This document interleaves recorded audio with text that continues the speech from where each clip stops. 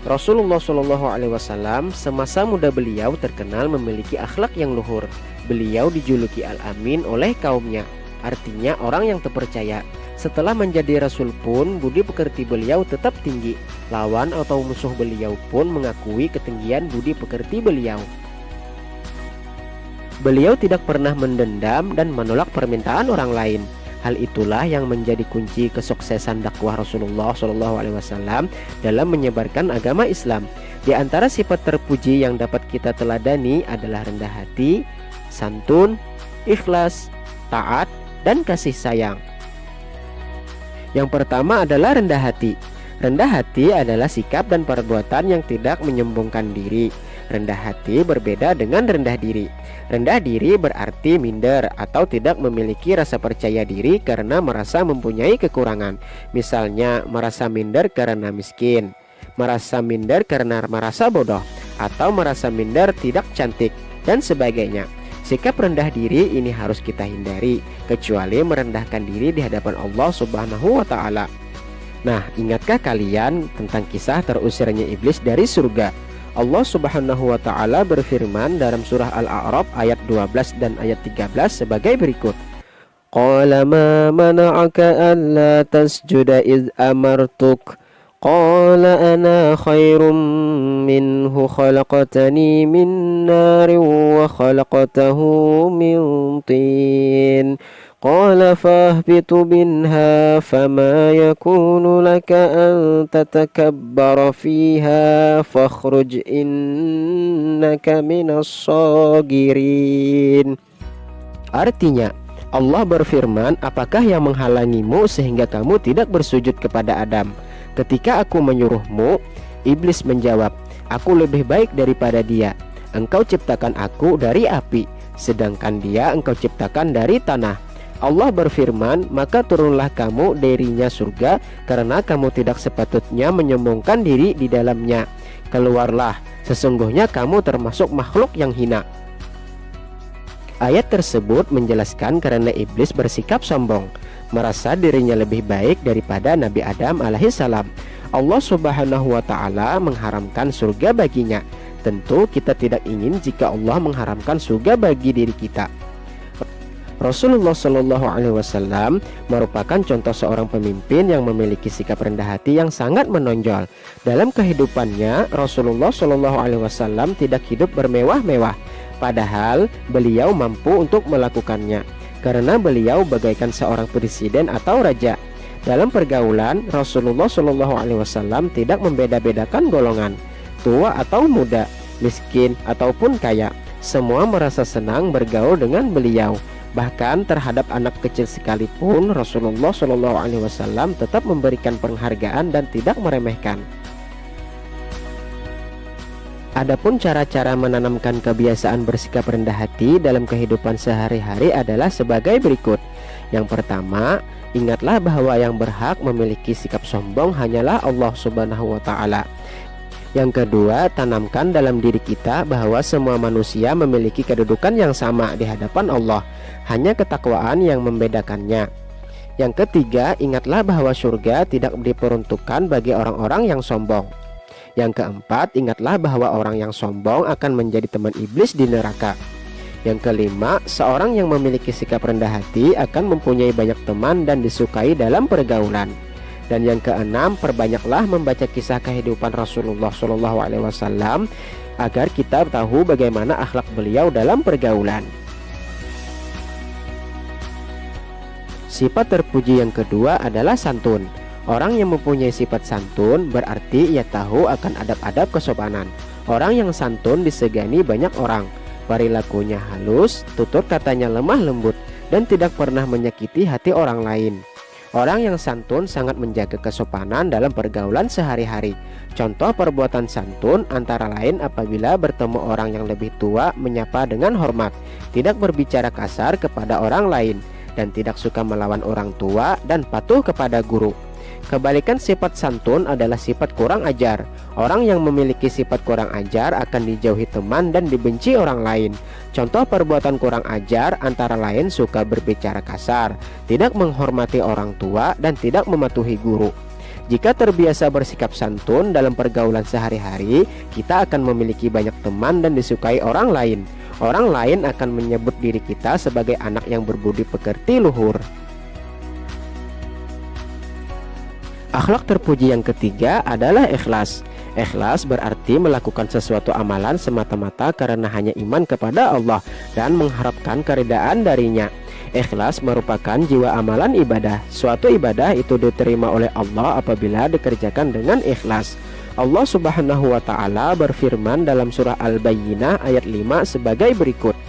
Wa ma umiru illa liya'budullaha mukhlishina lahuddin. Artinya, padahal mereka hanya diperintah menyembah Allah dengan ikhlas mentaatinya semata-mata karena menjalankan agama. Orang yang beramal dengan ikhlas, ia tidak mengharap balasan.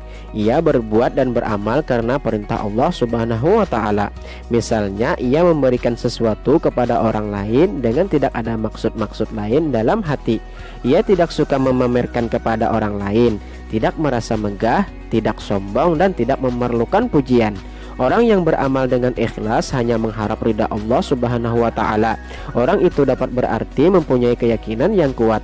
Bahkan dengan amal yang ikhlas, syaitan tidak dapat menggodanya. Akhlak terpuji yang keempat adalah taat. Yang pertama, pengertian taat. Taat menurut bahasa berarti senantiasa tunduk dan patuh.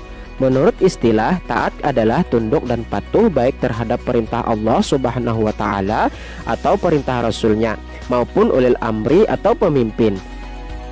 Allah Subhanahu wa ta'ala berfirman dalam surah An-Nisa ayat 59 sebagai berikut.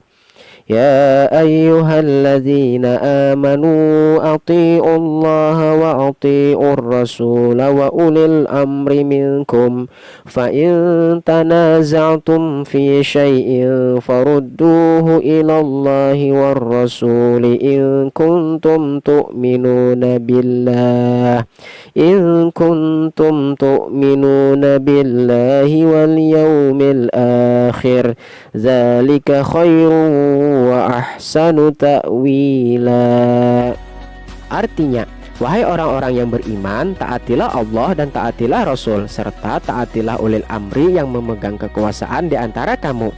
Kemudian, jika kamu berbeda pendapat tentang sesuatu, maka kembalikanlah kepada Allah dan Rasulnya.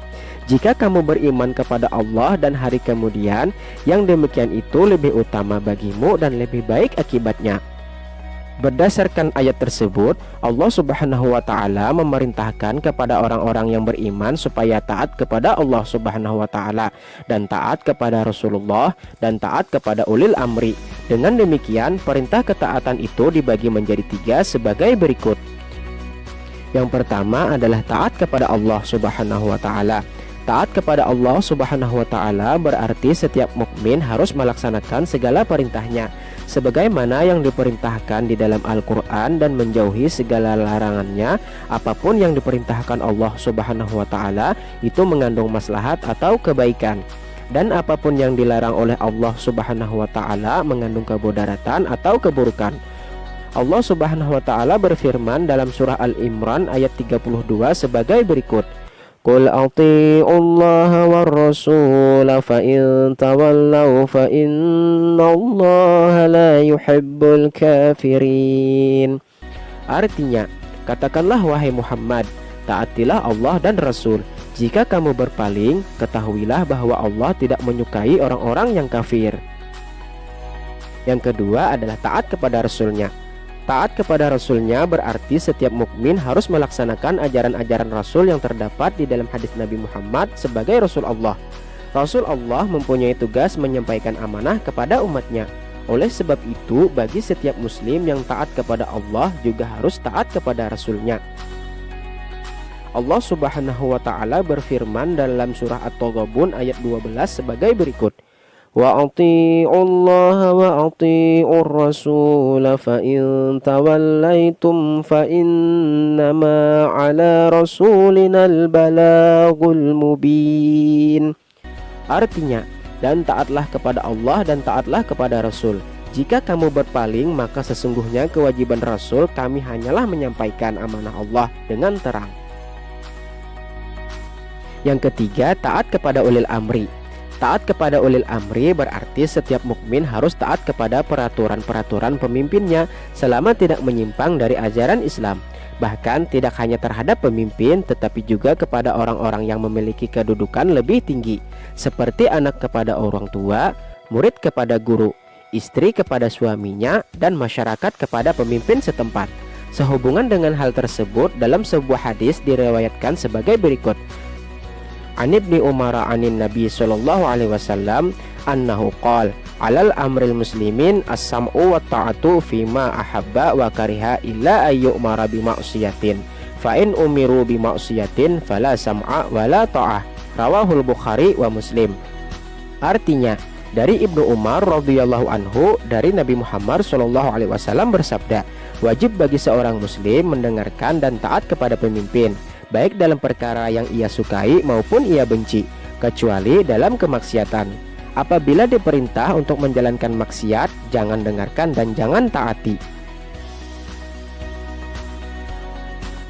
Kemudian, contoh perilaku taat.